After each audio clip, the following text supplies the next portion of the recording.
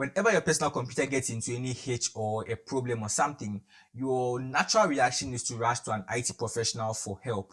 Well, this video contains some ways that you can be able to find and fix simple and common problems that your computer encounters.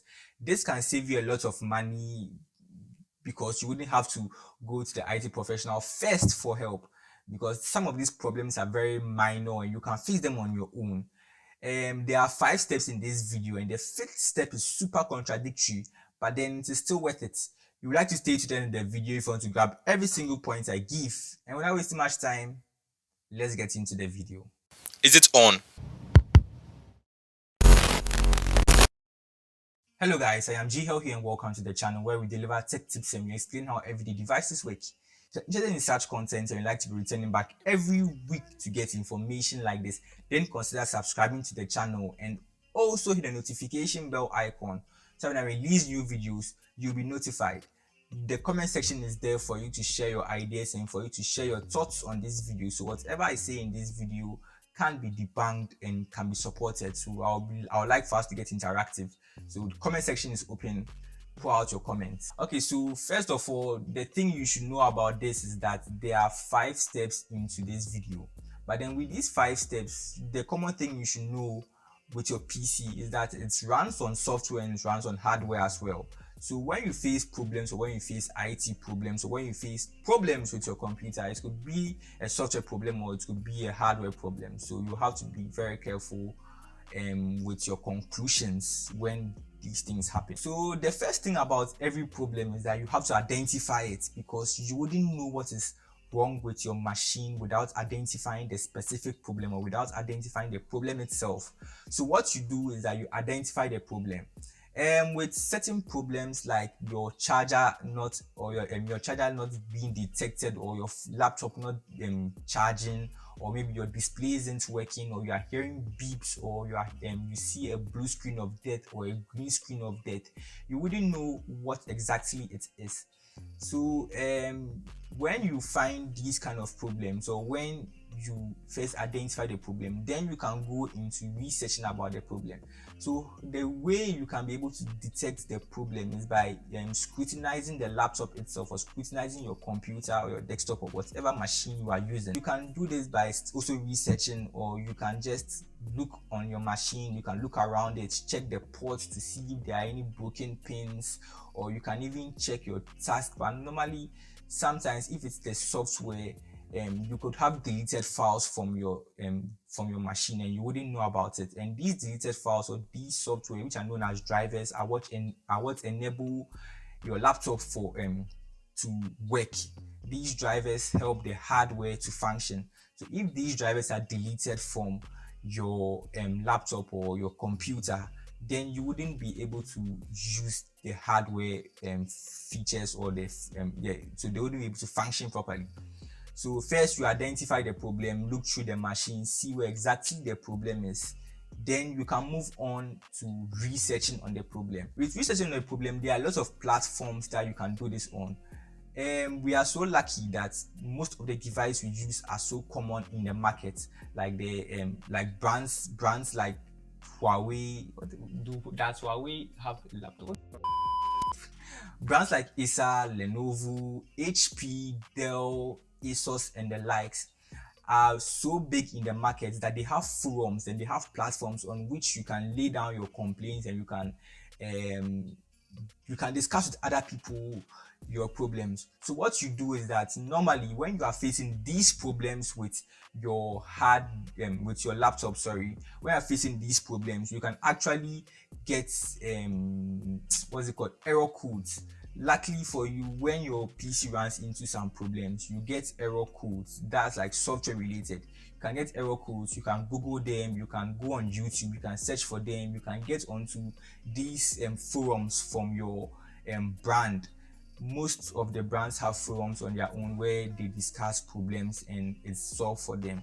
But if, let's say, it's a hardware problem, then when you find what exactly is wrong with it, for example, if my HDMI port isn't working or it's not responding, it could be that the driver or the HDMI port driver isn't on the machine or isn't installed on the machine. But I don't know about that. So what I would do is that I would go and I would search on it from on Google, YouTube, or any of the forums. Then like I would get results that maybe the problem is that these drivers aren't installed on my laptop, and therefore I am not able to use the HDMI port. When this happens, the suggestions will mostly have links to be able to download these drivers and install them on your own without sending them to a professional. But in the cases where you are not able to find, no, it's even very rare for you not to find the problems. You can find similar problems on the internet that would help you to solve the problem you are facing. So aside from the HDMI port not working because of the drivers, it could also be that the pins in the port or the HDMI HDMI cable itself is port. So these are problems that you should be able to figure out on your own. If the HDMI port isn't responding for your laptop, you could take someone else's laptop and then you could try it in it. If the HDMI port doesn't work for that person's laptop, it could be that the HDMI cable is port. If the HDMI cable is port, then you are lucky enough to know that your laptop is safe. If not, then it's from your port. It means that your port isn't functioning properly, and this is where you have to send it to the professional for them to change the HDMI port for you. Yeah, so that's a clear example of solving a problem by researching. After you identify the problem, you go on Google, you type in your problem or you type in the error code, and you are good to go. The next is to try basic solutions. So after obviously when you get the results from the internet, after you research, there will be solutions there that will be able to help you. In the case where it is drivers, or in the case where it's a software problem, then you can easily fix it with the drivers or with necessary software that has to be installed on the laptop or the computer for you to be able to do what you have to do. So you try basic solutions. You could try checking other people's. Let's see, if your charging ports like this, if your laptop isn't charging, it could be that the motherboard is port, the charging port isn't working, or the charger itself is port. What you have to do is that you check with other people's chargers. Maybe you are in an environment or a situation where you have the same laptop or the same laptop brand as other people. Luckily for you, now what the brands do is that they have the same chargers for, like they have the same chargers for each laptop, so you don't really need, you could use one charger to charge multiple laptops of the same brand. So if you're lucky and you have a friend who has the same laptop brand, you can try out the charger just to see if it's working. And aside that, you could also test your charger with someone else's laptop just to see if the fault is from the charger. If not, you have to send your laptop to the professional for them to open it up and check it for you. So now we are moving on to using System Restore. System Restore is actually a feature on Windows that allows you to boot back onto boot back onto a recent or a saved point in your laptop. In virtual machines, they are called snapshots.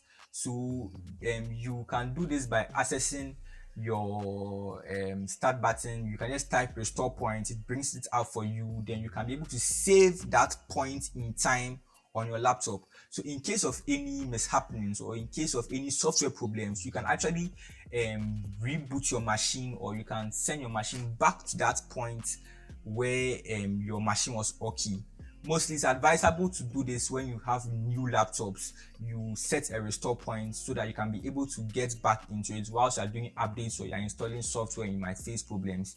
Then you can be able to get back into that point in time where the machine was okay. Now we are on to the fifth tip, which is the last tip, and that is sending your laptop to the IT professional to do it for you.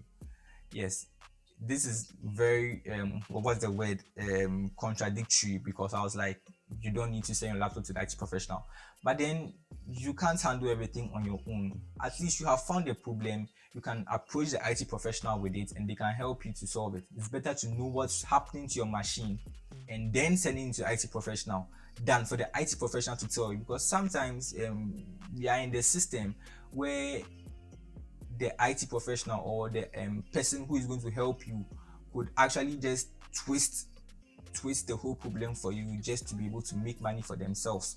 So you have to also know what you are going about. So if you know the problem that is at hand, when you go to the IT professional, you can be able to bargain with the IT professional, and you can be able to understand what the IT professional is saying, so that they can be able to also help you. And then you guys, you have your fun, you have your everything, and that is it. So these are 5 ways, or these are 5 steps to be able to troubleshoot your PC, or troubleshoot your laptop or your machine whenever you face a problem. Thank you for reaching this far into the video, and I hope you have subscribed if you are new to this channel. Also like, comment, let me hear your opinions, let me hear your suggestions if there are any. I thank you for watching this video, and I am Jehiel, and we will meet again. Until then, bye.